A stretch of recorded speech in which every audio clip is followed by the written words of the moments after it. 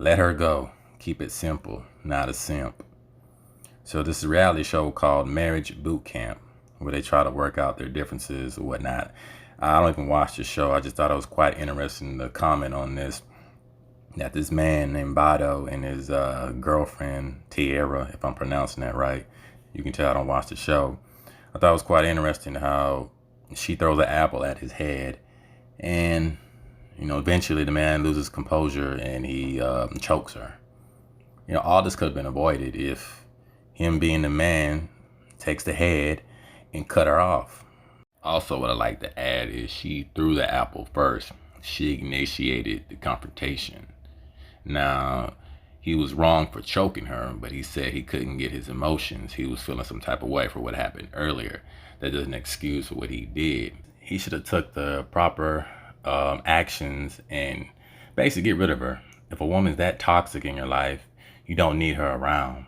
There's other women out there, some that are quiet, gentle, and want to help you build what you need to build in your life, whatever your endeavors are. It talks about that in the scriptures as well. Some believe in the word, some others don't, to each his own. But as you can see in this society, marriages, a lot of the marriages are fake, or they don't work out because the power structure is not in favor of the man. In this society, a man's role is demoralized. He has no power. But this is what it says in Ecclesiasticus 25. I'll read 12 through 26. Okay. Here we go. The fear of the Most High is the beginning of his love, and the faith is the beginning cleaving unto him.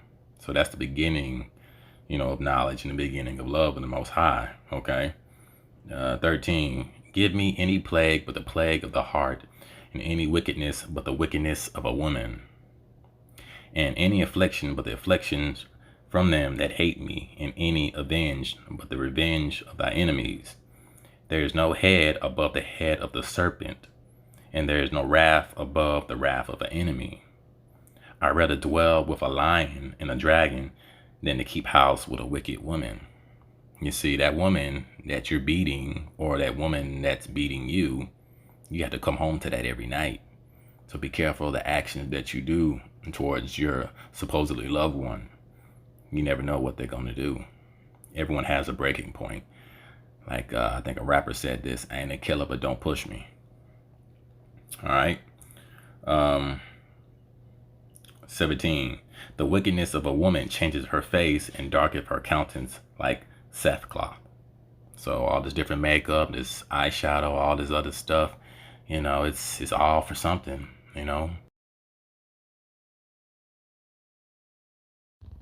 Verse 18. Her husband shall sit among his neighbors, and when he heareth it, he shall sigh bitterly. 19.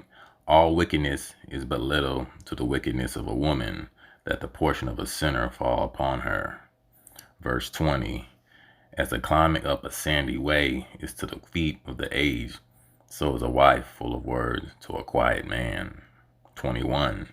Stumble not at the beauty of a woman, and desire her not for her pleasure.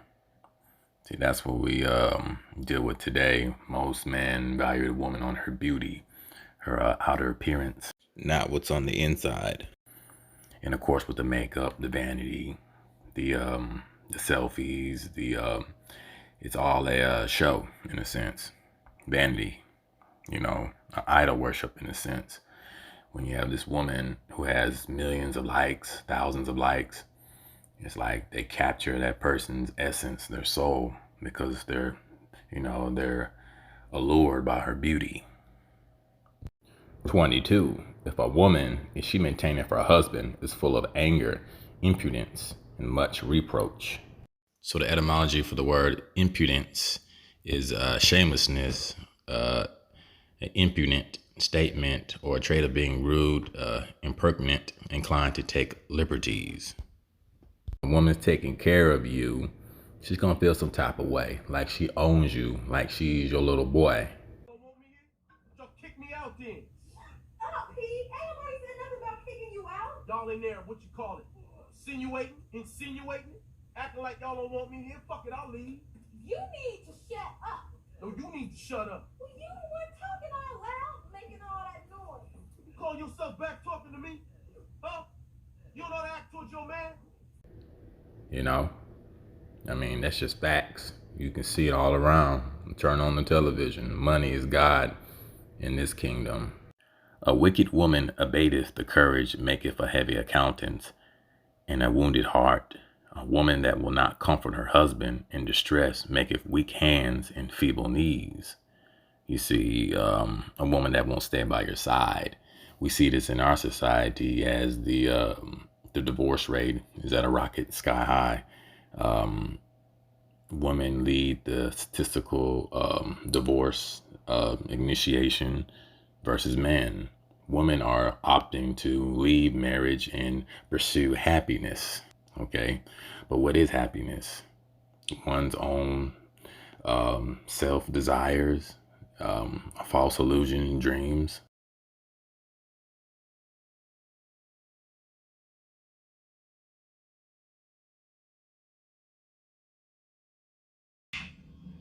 What's up?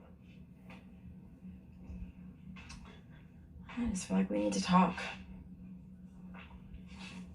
Okay. I'm just having these feelings. A lot of these women are whimsical, which means they change like the wind. They change like the seasons, determined by chance or impulse, or whom whether than by necessary or reason. You see how she's changing it up? What feelings are you having, baby? I just feel sometimes just kind of pushed aside. Like a couple times I got lost. A couple times you got lost. When did you get lost after that? Lost in the crowd. And you just like left me. No, You walked ahead of me. no, You walked ahead of me. And I'm just telling you I how. walked ahead of you so I can go open the door. And I But opened see- the door when I got there. I'm looking for support and that kind of love.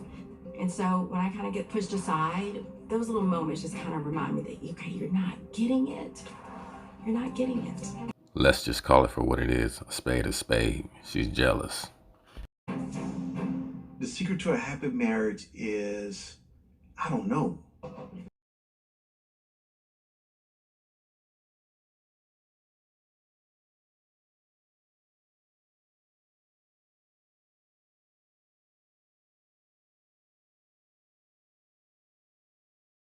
I think marriage itself is steady evolving. Again, I can equate it to football because once you know a system and you've been in the system for over 5-6 years, there isn't too much more you can learn. It's kind of the same with marriage. We have to figure out ways to rekindle and keep that fire and that spark going.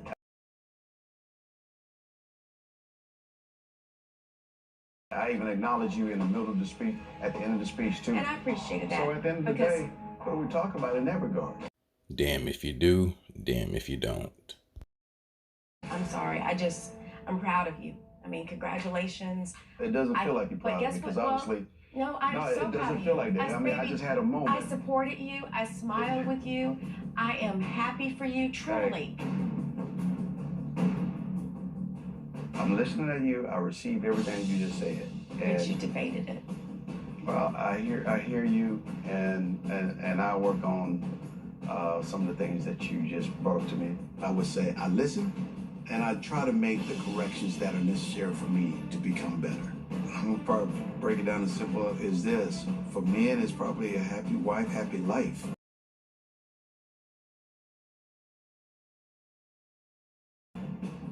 Period. But I'm just not sure what I can do to help. I love you. I love you too. Remember what I said about whimsical, determined by chance or impulse or whim rather than by necessary or reason. 24. Of the woman came the beginning of sin, and through her we all die.